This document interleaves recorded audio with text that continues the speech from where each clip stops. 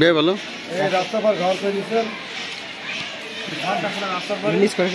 পশ্চিম পাড়ার যে রাস্তা আমাদের মসজিদ সংলগ্ন যে রাস্তাটা এটা জবরদখল করে একেবারে সম্পূর্ণ রাস্তার পারে বিল্ডিং মানে দোকান করার কারণে পুরো রাস্তাটা এইভাবে একেবারে বন্ধ হয়ে বিচ্ছিন্ন পরিবেশ, যোগাযোগ পুরা বিচ্ছিন্ন।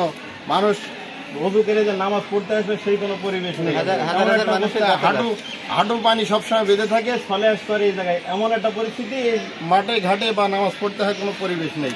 জবরদখল করে একেবারে রাস্তা পার দেখেন একদম রাস্তার পারে ঘরটা করা। এটা ঝিনাইদহ জেলা মহেশপুর থানা 7 নম্বর কাজীরবাড়ি ইউনিয়ন 8 নম্বর ওয়ার্ড।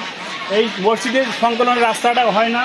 গত 5 বছর সরকার তো ছিল, তাও রাস্তাটা আমরা করতে বলেছি, রাস্তাটা করে না, হয় না। যে অবস্থা রাস্তা, মানুষ নামাজ পড়তে আসতে পারে না। কেন রাস্তাটা জোর জবরদস্ত দখল করে ঘরটা তুলেছে, রাস্তা হয় না, কেন হয় না এটা আমরা প্রশ্ন করি।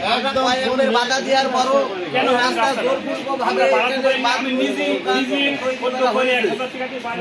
গাড়িও বাইর করেছি, আমাদের জনগণকে বলছি যে আমরা 200 টাকা করেছি, কি তারা বলছে যে রাস্তা কেন আমরা করবো, সরকারি রাস্তা আমরা কেন করবো?